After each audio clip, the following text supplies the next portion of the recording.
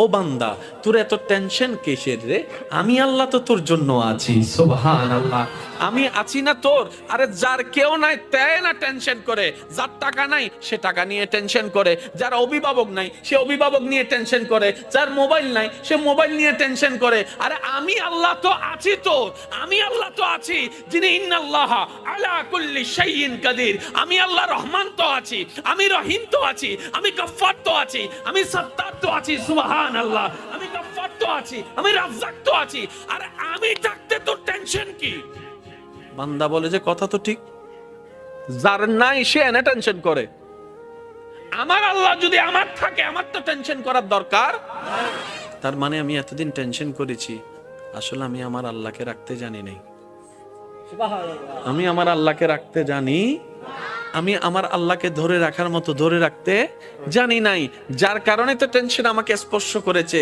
সেজন্য দেখবেন আল্লাহ ওয়ালা যারা হয়, মাথার উপর ছাদ নাই কিন্তু টেনশন ছাড়া মুখে হাসি আছে, পেটের মধ্যে খাবার নাই মুখের মধ্যে কিন্তু টেনশন ছাড়া হাসি আছে, যার উজ্জ্বল দৃষ্টান্ত এই পৃথিবীকে চাক্ষুষভাবে দেখিয়ে দিয়েছেন কারবালার ময়দানে ইমাম আলী মাকাম ইমাম হুসাইন রাদিয়াল্লাহু তাআলা। সুবহানাল্লাহ।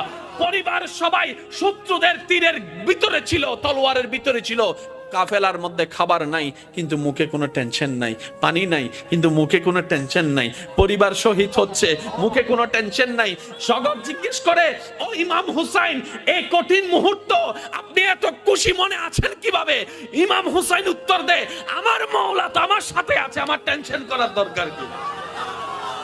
বান্দারে, তোমার অন্তর যখন ব্যথিত হয়ে যায়, উপশম করার মতো কেউ থাকে না। দুঃখ ভুলার জন্য যখন তুমি তোমার আপনা মানুষের হাতটা ধরে দুঃখ ভুলার চেষ্টা করো, 2 দিন পরে দেখা যায় সে আপনা মানুষটাই অন্যের সাথে হাত মিলিয়ে তোমার সাথে প্রতারণা করে, তোমাকে ধোঁকা দেওয়ার চেষ্টা করে। কথা বলেন ঠিক কি না? বান্দারে, তুমি যখন অশ্রুসিক্ত নয়নে কান্না করতে থাকো, কার জন্য কি করেছি, কে আমার জন্য কি করেছে, সেই হিসাব মিলাতে মিলাতে বান্দা একবার দেখো না আমি রবের দিকে। সুবহানাল্লাহ। একবার তাকাও তোমার মনের চোখ দিয়ে আমি রবের দিকে। তুমি আমাকে ডাকো নাই কিন্তু আমি ফজরের নামাজ না পড়া সত্ত্বেও তোমাকে ফজরের নাস্তার ব্যবস্থা করে দিয়েছিলাম। সুবহানাল্লাহ। বান্দা, তুমি আমার জমিনে দাঁড়িয়ে 1000 গুনাহ করেছো আমার আদেশ অমান্য করে, কিন্তু আমি তোমার পা ভেঙে দিই নাই, বরং হাঁটার জন্য শক্তি দিয়েছি। বান্দারে, তোমার প্রতিটা মুহূর্তে কেউ তোমার খেয়াল রাখে নাই, আমি রহমানের রহমত তোমার খেয়াল রেখেছে। সুবহানাল্লাহ। বান্দারে, তুমি যখন ব্যথিত হৃদয় নিয়ে রাতের অন্ধকারে রুমের মধ্যে কান্না করো যে কেউ নাই আমার পাশে, তখন আমি রব ডাক দিয়ে বলি, ইন্নাল্লাহ মানা, আমি রব তোর সাথেই আছি। বলেন সুবহান। ফাযকুরুনি, তুই বান্দা আমাকে ডাকতে দেরি, আযকুরুকুম, সারা দিতে আমার দেরি হবে না।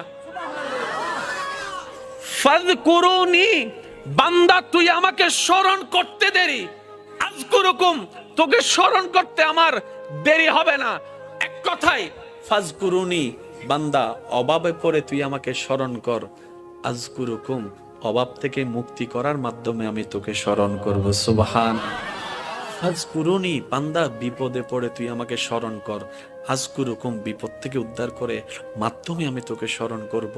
ফাযকুরুনি, অসুস্থ হয়ে তুই আমাকে স্মরণ কর, আযকুরুকুম, তোকে আমি নিরাময় দিয়ে স্মরণ করব। সুবহানাল্লাহ। ফাযকুরুনি, তুই ঋণে পড়ে আমাকে স্মরণ কর, আযকুরুকুম, আমি ঋণ মুক্তি দেওয়ার মাধ্যমে তোকে স্মরণ করব। ফাযকুরুনি, তুই পারিবারিক অশান্তির মাধ্যমে আমাকে স্মরণ কর, আযকুরুকুম, শান্তি দেওয়ার মাধ্যমে আমি তোকে স্মরণ করব।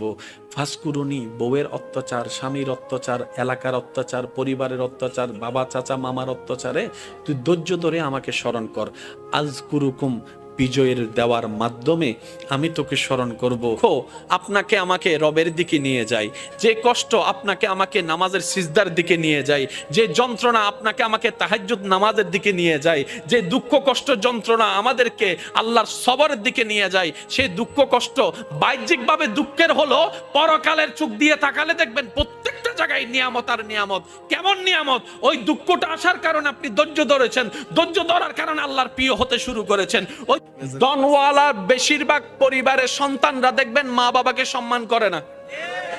ডনওয়ালার বেশিরভাগ পরিবার, আমি সবার কথা বলছি না, বারবার বলছি, কিছু কিছু পরিবারকে দেখবেন আপনি যেখানে মেয়েরা কাপড়ে ঠিক থাকে না, সম্পর্কে ঠিক থাকে না,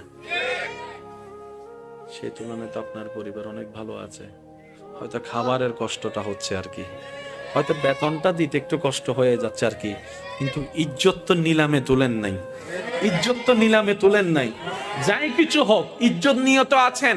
আর সবাই হয়তো এই কথাই একমত হবেন, একজন মানুষের জীবনে দুনিয়ার বিষয়ে সবচাইতে দামি সম্পদের নাম হচ্ছে ইজ্জত সম্মান।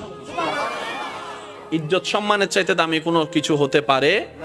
আপনি যদি আমাদেরকে সম্মান দিয়ে শাক দিয়েও বাদ দেন, আর যদি অপমান করে পোলাও রোজ বিরিয়ানি দেন, কথা বলতে হবে তো, অপমান করে যদি পোলাও রোজ বিরিয়ানি দেন এখানে যাবে না। আর যদি সম্মান দিয়ে একটু শাক দিয়ে লবণ দিয়ে বাদ দেন, ভাই আপনার জন্য অনেক মেহমানদারি করার ইচ্ছা ছিল কিন্তু আমার তো তৌফিক নেই, একটু ভাত আর লবণ, আপনি খুশি মনে খাইতে পারবেন, কারণ সেখানে আপনি সম্মান দেখেছেন, সেখানে আপনি ভালোবাসা দেখেছেন। সুবহানাল্লাহ।